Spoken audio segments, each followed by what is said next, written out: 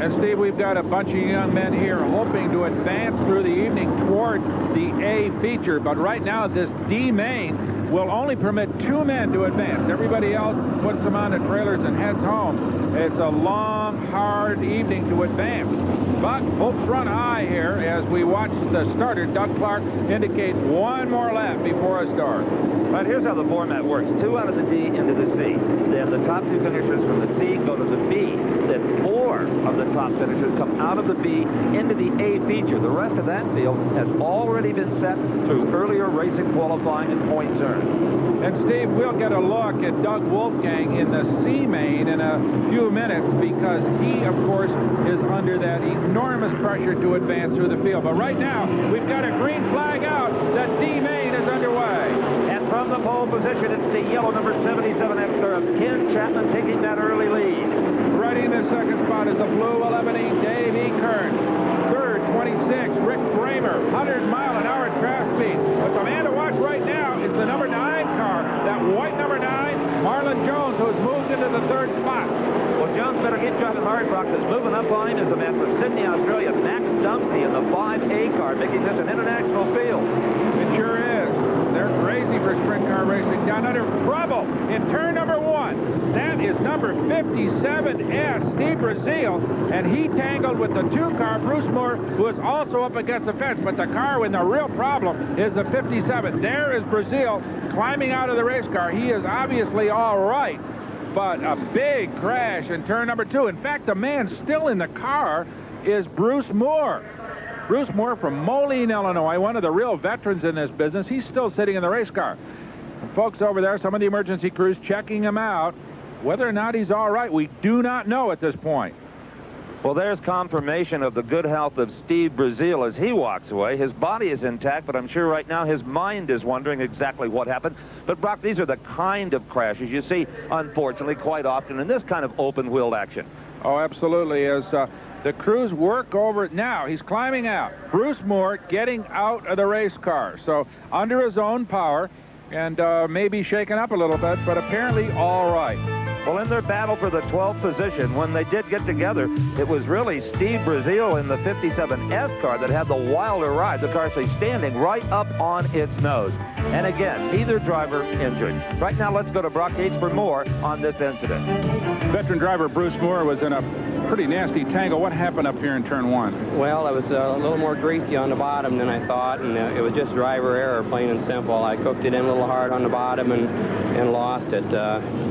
It was real sticky on the top, and we didn't get enough hot laps to know what the track was like, so it just one of those things. Yeah, that's the way it goes. Are you okay? Yeah, I'm all right. Yeah, I'm all right. A little disappointed, but that's the way it goes, I guess. Well, we're glad that these old roll cages held up for you. Yeah, me too. Thank you.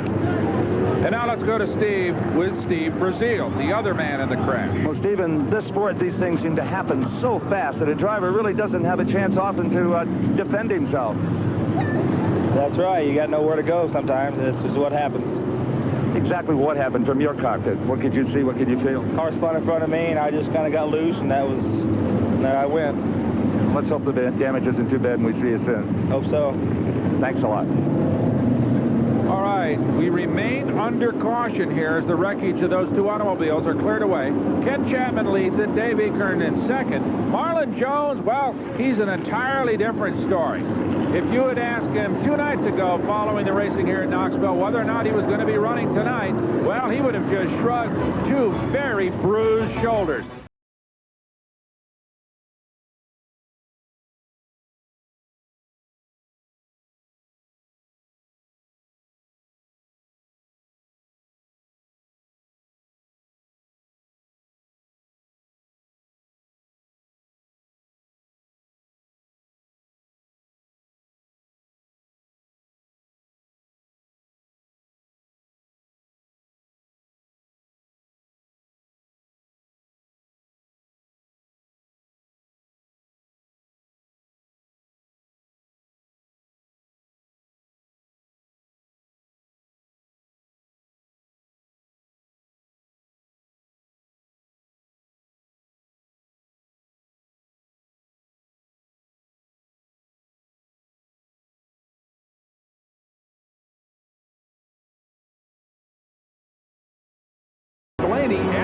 was over, made repairs to his race car and went on to win the A feature that night.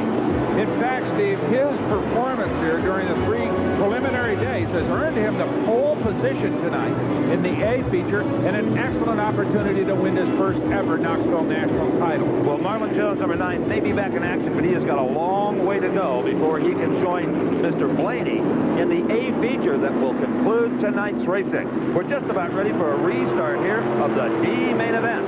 All right, Ken Chapman in the 77 on the throttle coming off turn number 4. Right behind him, Dave Eakern. Marlon Jones in the 9, still in that 3rd spot. And Chapman got a terrific jump on the rest of the field, and he has opened out a big lead. And Steve, Marlon Jones jumped past Dave Eakern into the 2nd spot, and now Eakern is being challenged by Max Dumsty for the 3rd spot.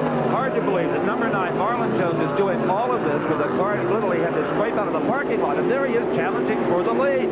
And he is going to take the lead, but how long can he hold on to it?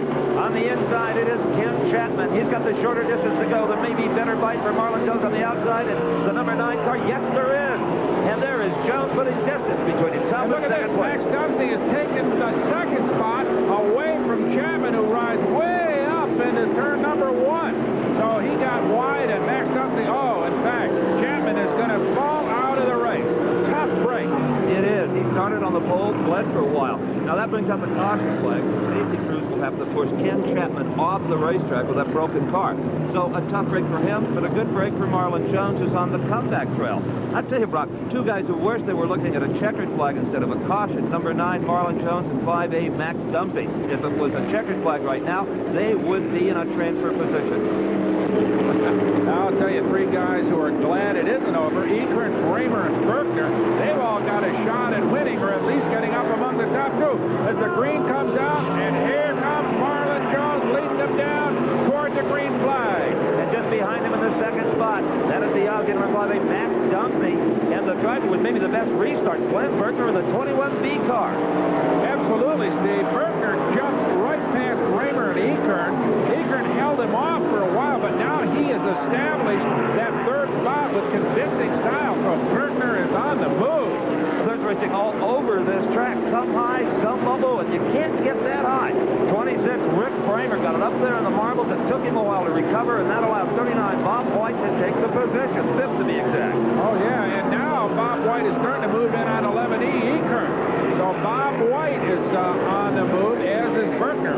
Look at White slide it in there underneath, almost up against Eakern. Couldn't make it work, and White, too hot in there, spins it down into the infield. I don't think this, yes it does, brings the caution out. So in a sense, White was lucky. In another sense, he was not. Des Moines, Iowa, Bob White was charging, got it into turn 2 a little bit too hot, and brings out the caution. There was no real damage there. Actually, Bob White is back in the field, and we've got a start now. Here comes Marlon Jones leading them down toward the green. And Marlon looks just as strong as he did before the yellow came out. But there's a whole lot of drivers behind him that want those top 2 spots. The 4th place battle here, 11E, Dave Eakern, and 26, Rick Kramer. They've been going at it right from the start, Steve. Kramer lost that position, remember, on the last restart, and is now trying to get back into the hunt. But right now, it's Eakern that seems to be holding them off pretty successfully as they go down the front straightaway. Broad slide into and that high groove through turns 1 and 2, and now down that back straightaway. Remember now, these guys stay on the throttle all the way around. 102 miles an hour there on our radar in gun, and that shows that these cars are barely lifting, just scrubbing off a little speed as they sweep through these big broad corners. And there is the pass. 11E, Dave Eakern has blown right by Berkner in the 21B car. But like Berkner was having some problems. He just slowed up tremendously at turn 1. Well, no question, he is out of it, Steve, as we go back to the contest for the lead. That is the number 9 car, Marlon Jones, successfully holding off the Australian Max Dumsty without apparent problems right now. There's the race for 3rd. Dave Eakern in the blue number 11 also seems to be able to keep his major rival, Rick Kramer, at bay as those 2 race cars sweep through turns 3 and 4. And And here is the white flag. They are on the last lap, and this is the D main. Only the top two go to the C main. Marlon Jones in the number 9 car has got to be the comeback hit of this event after that tremendous accident that saw him literally outside the arena. The car comes back and wins the D main. Well, that's your basic Cinderella story. I'd like to meet his body man. I'll tell you, that guy is some kind of talent. This race car was wrapped up in a ball 2 nights ago, and here he comes into victory lane, winning the D main here on the final night of the Knoxville Nationals. And here is the Wolf, Doug Wolfgang. Nobody has a tougher assignment tonight as they bump start that car. He will be at the back of the C main and has got to charge to the front, finish first or second to continue racing here at the big one, the Knoxville Nationals. As far as the results from the D main that we just saw, well, number 9, Marlon Jones. Not much more we can tell you about him. He won it. Max Dumpty, the Australian, the 5A car, in the second spot. They are the only two to